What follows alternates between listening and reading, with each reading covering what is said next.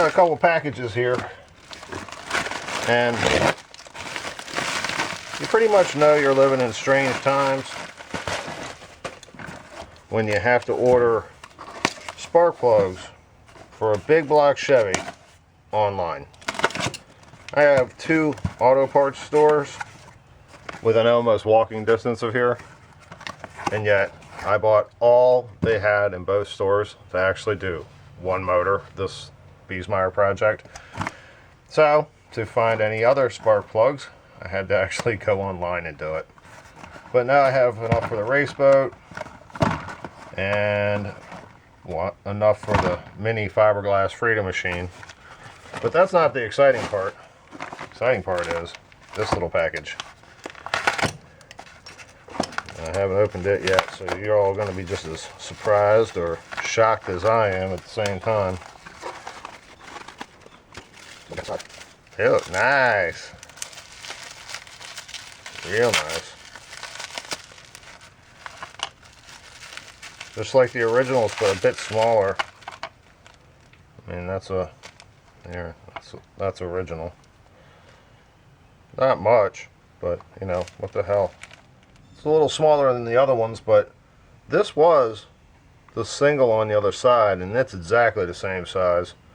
This one may have been a replacement, or it could have been the original and they replaced them with the bigger ones. I'm not really sure. This one does look a bit older. I mean, it is more of a fiber than it is plastic or Bakelite or whatever they make these things out of. Either way, I don't really think it's going to screw the geometry up a little bit. I think I just need to tighten up both cables at the other end, and we'll be all set. You know something else I've noticed? No, not that sexy glass of heaven there.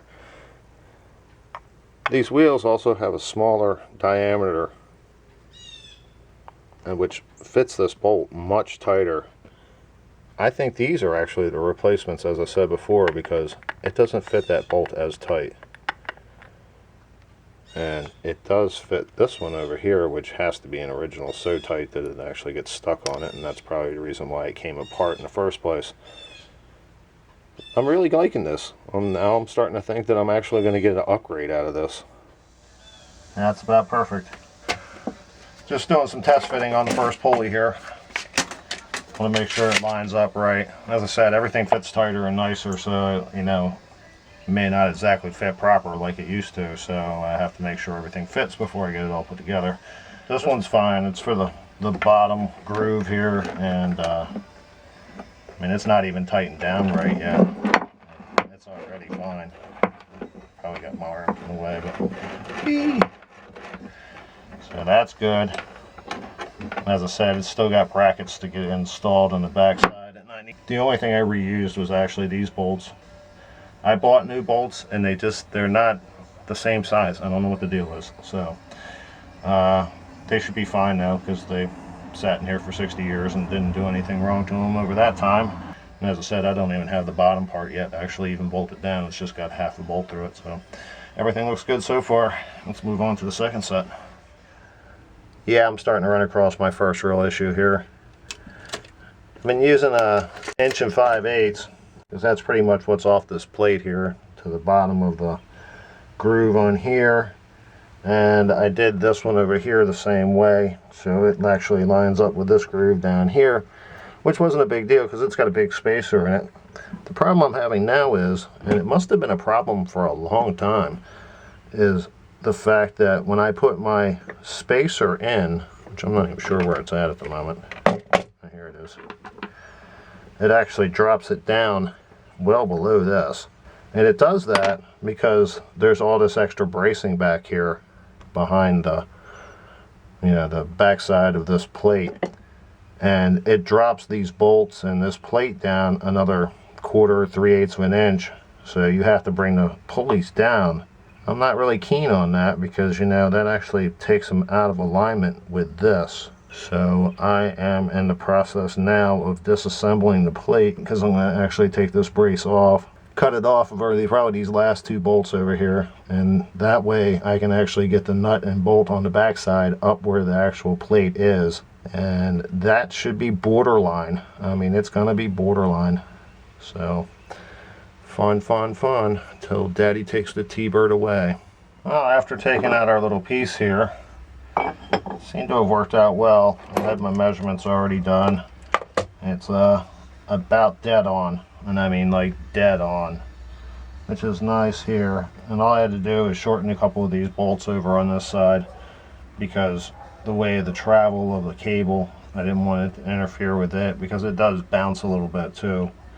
Not necessarily right here, more up along the line so much, but long story short here, I think this is about where we're going to go. It is temporary. Just test fitting my cables to make sure they go the right way before I get the final brackets in, because you have to loop the cables through the brackets, and once you get them in, if you want to need to go the other way, you have to take them back off. So if everything's going good so far, this don't look so bad. Sadly, I have to let go of the cables now. For some reason, every time I turn the camera on, it all kind of darkens up and I can't really see it that well because it has gotten a little dark out here. But I went ahead and I attached up my cables to my chains just to pull a little tension on them so everything would flatten out a little bit because they've been all twisted up inside the bilge. I was really just trying to get them tightened up to the center pulley up there. Speaking of that, when I got the boat, it didn't have one of those. It just had the two pulleys in the very front up there. Then it had just cables all the way back to here. And like I said, that's about, I don't know, 10, maybe 12 foot. It's a long way just for no stabilization. So I actually hand built that little thing myself. But the goal was just to get the cable straightened out, to make sure they were all in the right places and such. And I was really surprised on how much adjustment I had up front to actually tighten them right up to where they were supposed to be. Then I was having a little problem with this nut back here on the bearing. The head of it was actually coming down and hitting the fan, which, yeah, that's not a good thing. It was stopping it, so that was something I needed to fix. And that took some time, and before you knew it, even though the camera doesn't look like it, it's pretty darn dark out here. So I need to stop here. I'm not positive, but I'm thinking that motor mount may need a tiny bit of notching done to it. I don't want the wires to come up and actually hit it if they ever bounce, which they're pretty darn tight. I mean, they don't bounce much, but vibration and such, you know, all of a sudden you got to cut cable because of a motor mount, and that'd be an issue. So I'm going to notch that a little tiny bit, and also I'll have to notch the front plate of the motor itself. And then it should be time to, oh, and can't forget the safety wires for the knuckles on the steering cables. Those things loosen up real fast, you don't put them back on. And then it'll be time for the motor. It does look really good with the camera, and that's amazing. But again, I just need to get everything covered up and put away. Got some other things to play with tomorrow in the morning, but after that,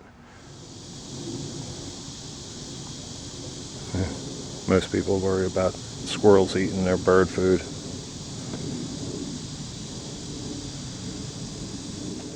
It's time to go out and burn some calories. Taking the kayaks out this time. Alright, here we are on our maiden voyage of our Gusters kayaks. Yeah, one paddle power. So sounds like me, doesn't it? This is so weird. I've never been back here before, and it's probably 100 yards from my boat ramp. Yeah, it's pretty cool. I think I've got all of about a foot and a half of water, a bunch of minnows floating around down there, pieces of crab. Whole new perspective.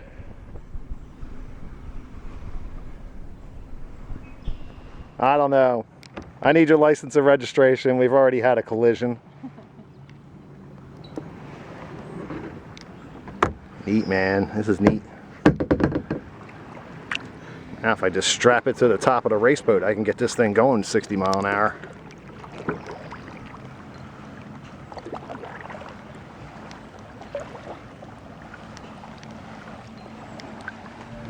I guess this is kind of the proverbial, you gotta slow down and smell the roses. It's like I said, I've never been back here before. And there's my boat ramp right over there. Even too shallow for the Beisemeyer. I didn't realize that kayakers were like Jeep people and they all had to like team up and do things together, so. I don't know, this is even lower than the Beisemeyer.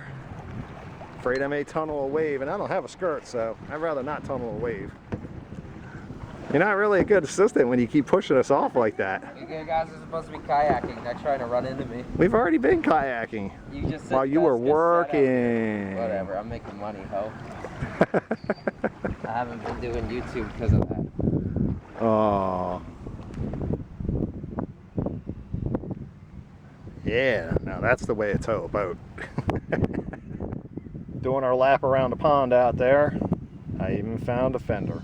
Well, it holds air. It didn't clean up that great, but hey, if somebody needs a bumper, I have a bunch of them over there in the corner. All free of charge. Alright, it's time to do...